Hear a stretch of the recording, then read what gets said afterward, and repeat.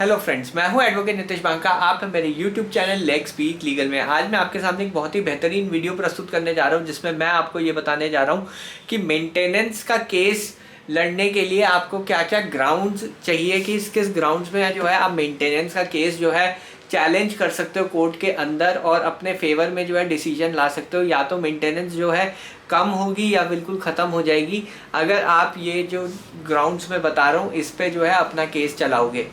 तो क्या क्या ग्राउंड्स होंगे ये मैं आपसे शेयर कर रहा हूँ। देखिए, मेंटेनेंस का केस वाइफ तब फाइल करती है जब वो ये कहती है कि मेरे पास जो है पैसे नहीं है अपने खुद के भरण पोषण के लिए और मैं कुछ नहीं कमाती हूँ और जो मेरा हस्बैंड है वो मुझे मेंटेन नहीं कर रहा, वो मुझे पैसा नहीं दे रहा। तो इसलिए जो है वाइफ जो है मेंटेनेंस का केस डालती है। और जो आपके पास ग्राउंड्स हैं डिफेंस के लिए वो आप सुनिए। आपको जो है सबसे इम्पॉर्टेंट ग्राउंड है ये पता करना है कि वाइफ जो है वो वर्किंग है या नहीं है। अगर आपकी वाइफ जो है वर्किंग है तो आपको जो है प्रूफ देना पड़ेगा कोर्ट को कि वो वर्किंग है। ऑल्दो कोर्ट जो है वो ऑर्डर करेगा कि इनकम एफिडेविट जो है वाइफ प्रोवाइड करे, हस्बैंड प्रोवाइड करे, पर जो इम्पॉर्टेंट चीज़ ये होती है कि कई बार जो है वाइफ जो है कंसील कर रही होती है, वो वर्किंग होती है बट वो जो है कोर्ट के सामने नहीं दिखाती कि वो वर्किंग है, ताकि आपसे जो है मेंटेनेंस ज़्यादा से ज़्यादा आपके ऊपर बंधे। तो अगर यदि ऐसा है तो आपको जो है थोड़ी सी रिसर्च करनी होगी, थोड़ा सा एविडेंस आपको कलेक्ट करना पड़ेगा कि वो वर्किंग है। अब वर्किंग के लिए क्या एविडेंस कलेक्ट करना पड़ेगा? वर्किंग के लिए सबसे इम्पॉर्टेंट चीज़ ये है कि आप जो है उसकी बैंक अकाउंट स्टेटमेंट या फिर जो उसकी एम्प्लॉयर की डिटेल्स है, सैलरी स्लिप्स है, ये सब चीज़ें अगर डॉक्यूमेंट्स अगर आप कहीं से ला सकते हैं तो वो जो है आप एज अ एविडेंस कोर्ट में प्रस्तुत कर सकते हैं और ये कह सकते हैं कि वाइफ जो है झूठ बोल रही है, वो वर्किंग है पर दिखा रही है कोर्ट को कि वो वर्किंग नहीं है, वो जो है कमाती इतना अमाउंट है और कोर्ट को ये दिखा रही है कि वो कुछ नहीं कमाती है। तो वहाँ पे जो है 340 सीआरपीसी की भी प्रक्रिया आप शुरू कर सकते हैं बाद में, और मेंटेनेंस बिल्कुल डिनाई भी हो सकता है कि अगर आप ये सब डॉक्यूमेंट जो है कोर्ट के सामने पेश करेंगे। तो सबसे पहला ग्राउंड तो यही है कि अगर वाइफ वर्किंग है तो दिखाओ कि वाइफ वर्किंग है। दूसरा है वाइफ केपेबल ऑफ वर्किंग है, कि उसकी जो क्वालिफिकेशन है वो इतनी है कि वो उसे कहीं भी अच्छी खासी नौकरी मिल जाएगी।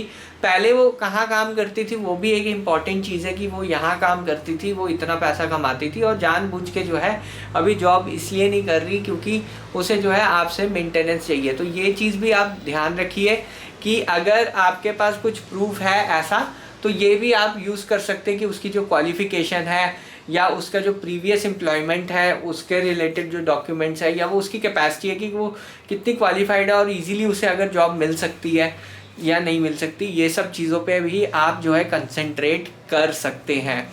तीसरी चीज़ जो है, तीसरा ग्राउंड है कि आपकी लाइबिलिटीज़ क्या है। अब मैं लाइबिलिटी में ये नहीं कह रहा कि आपने फ्लैट खरीद लिया और ईएमआई पे करनी है, गाड़ी खरीद ली ईएमआई पे करनी है, वो लाइबिलिटीज़ नहीं होती हैं।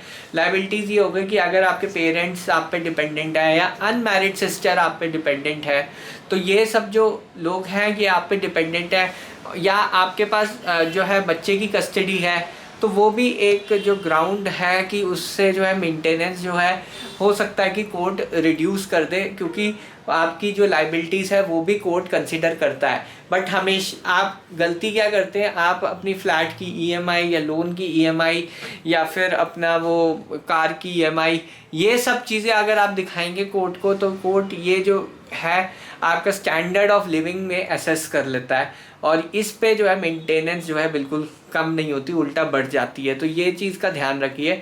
हाँ, टैक्सेशन के पर्पज़ से जो आपकी टैक्स डिडक्शंस होती हैं वो एक एम्प्लॉयर्स ईपीएफ जो फंड में अगर आपने जो है करा है इन्वेस्ट कहीं पे ईपीएफ या ऐसा कुछ आपने कोई इन्वेस्टमेंट की है, तो वो भी एक इम्पॉर्टेंट एस्पेक्ट है मेंटेनेंस केस में कि कोर्ट कंसिडर करता है और मेंटेनेंस जो है कम से कम करने की कोशिश करेगा अगर आप ये सब चीज़ें दिखाते हैं।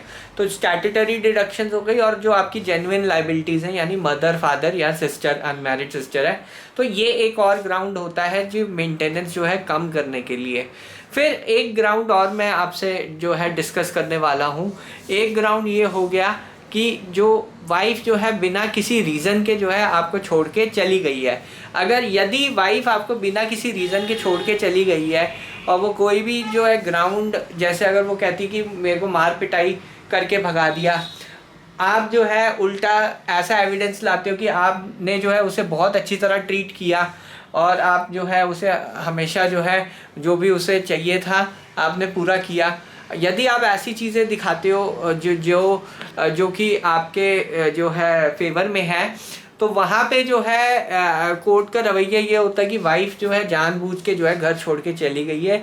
अगर यदि डाउरी रीज़न होता तो पति जो है उसे ट्रिप्स पे नहीं ले जाता, उस पर खर्चा नहीं करता, या फिर उसको जो है जो इम्पॉर्टेंट चीज़ है कि उसके कपड़ों पे खर्चा नहीं करता।